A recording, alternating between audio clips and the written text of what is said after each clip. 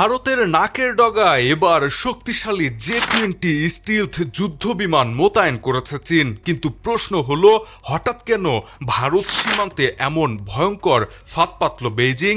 চীনের এই নতুন সামরিক হুমকির আসল সত্য জানতে আজকের এই প্রতিবেদনটি আপনাকে শেষ পর্যন্ত দেখতেই হবে। তা না হলে বড় একটি আন্তর্জাতিক আপডেট আপনি পুরোপুরি মিস করবেন। তাহলে চলুন এবার জেনে নেওয়া যাক বিস্তারিত।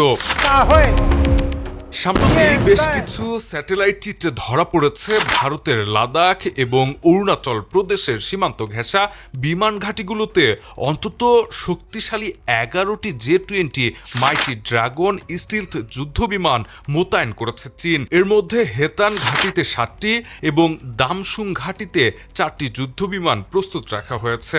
এমন অবস্থায় চীনের পঞ্চম প্রজন্মের এই রাডার ফাঁকি দেয়া যুদ্ধ বিমান ভারতের জন্য চরম নিরাপত্তা হুমকি তৈরি করেছে। এদিকে চীনের এই অত্যাধুনিক স্টিলথ ফাইটারের মোকাবেলায় ভারতের হাতে বর্তমানে নিজস্ব কোনো স্টিলথ যুদ্ধ বিমান নেই। ভারতের ভরসা এখন কেবলই ফ্রান্সের নির্মিত 4.5 প্রজন্মের রাফায়েল যুদ্ধ বিমান।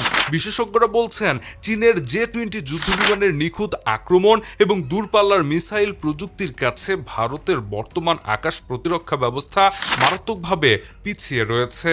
অপরদিকে সামরিক প্রতিবেদনে বলা হয়েছে, চীন খুব দ্রুত গতিতে তাদের জে-20 যুদ্ধ বিমানের উৎপাদন বাড়াচ্ছে। ধারণা করা হচ্ছে 2030 সালের মধ্যে প্রায় 1000 জে-20 বিমান প্রস্তুত করবে Beijing.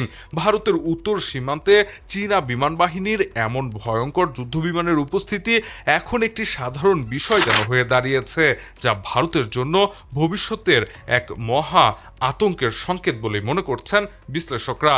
Shahriar Alam, EBD news.